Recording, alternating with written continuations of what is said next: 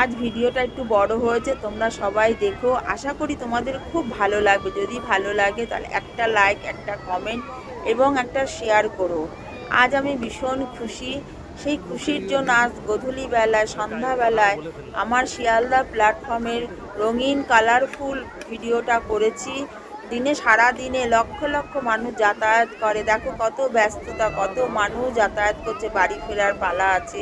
কেউ আত্মীয়র বাড়ি যাচ্ছে, কেউ এই উল্টো দিকে বিআর সিং হসপিটাল, ওই যে দূরে দেখা যাচ্ছে এই যে হসপিটালটা, সেইখানে পেশেন্ট দেখতে যাচ্ছে। অনেকে দাঁড়িয়ে আছে কারো প্রেমিকার অপেক্ষায়, কেউ দাঁড়িয়ে আছে প্রেমিকের অপেক্ষায়। প্রচুর লোক রাস্তা দিয়ে চলাফেরা করছে, কিন্তু সেই সন্ধ্যার যে কালারফুল শিয়ালদা প্ল্যাটফর্ম বা তার বাইরের জগৎটা অনেকেই দেখে না। আজ আমি সেটাকে পুরোটা ভিডিও করার চেষ্টা করেছি। ফোনে কি বলবো, ভিডিও বন্দি করার চেষ্টা করেছি এবং তার মধ্যে কিছুটা আমি হাঁটা চলা করেছি। হ্যাঁ, সেটা তোমাদের কাছে তুলে ধরলাম। দেখো, এটা হচ্ছে আমাদের ভালোবাসার নগরী কলকাতা, প্রেমের নগরী কলকাতা। এটা প্রচুর স্মৃতি আমাদের আছে। শুধু দেখো যে সন্ধ্যাবেলায় শিয়ালদা প্ল্যাটফর্মের বাইরটা এবং ভেতরটা কত সুন্দর হয়ে ওঠে। দেখো কি কালারফুল হয়ে উঠেছে। আমি দাঁড়িয়ে দাঁড়িয়ে যখন ভিডিও করছিলাম, আমারই এক পরিচিত ভাই এসে আমাকে বলছে, কিরে তুই এখানে কি করছিস? আমি ভিডিও করছি। বলে তাহলে দাঁড়া, আমি তোকে কিছুটা ভিডিও তুলে দিই, তুই একটু হেঁটে আয় ওদিক দিয়ে। আমি আবার কিছুটা হেঁটে আসলাম, ও ভিডিওটা করে দিল। ভীষণ ভালো লাগছে সত্যি। আজকে আমার মনটা অনেক কিছুর মধ্যেও একটু আনন্দে ভরা। যে ফেসবুক আমাকে জানি না তার যোগ্য মনে করেছে কিনা, তার জন্য আমাকে সব সেট আপ দিয়ে দিয়েছে। সবচেয়ে বড় সোনার হরিণ সেট আপটা আজ আমি পেয়েছি। জানি না কি বলবো, রক্ষা করতে পারবো কিনা।